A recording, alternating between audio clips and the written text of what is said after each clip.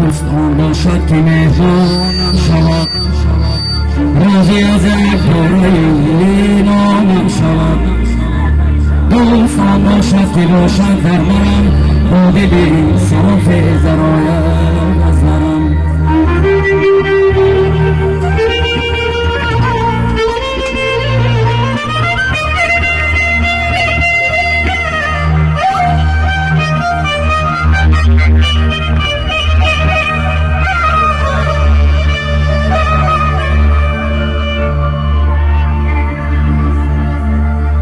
چیزی که غنیمت هست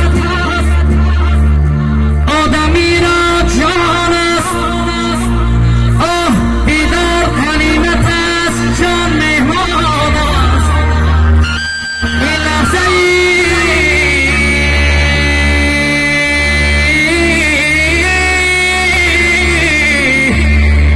این لحظه شیشتن غنیمت دانه، یک پاره خون در سری میدان.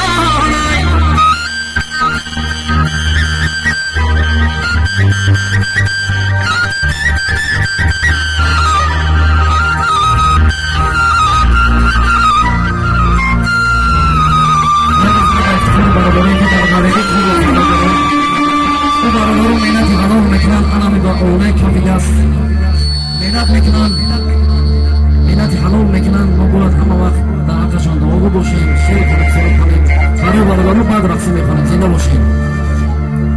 صد شکر وطن دارم من، دشت و دمن دارم، هم باغ و چمن دارم، من گور و کفن دارم.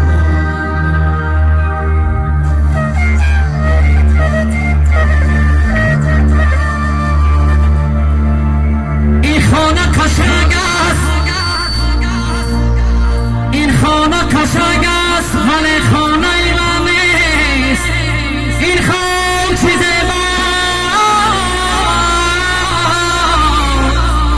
ولی خاکی وطن نیست. من با کی میگویم غزلی سعدی به جامی یا شعری نظامی، بیلا کی در این شهر کسی فهم سخن نیست.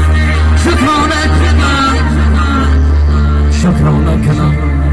شکرانه کنم از سنگ خاکی وطنم، شکرانه کنم آبی پاکی وطنم. صد شکری سلامتی هر وطنم، شکرانه کنم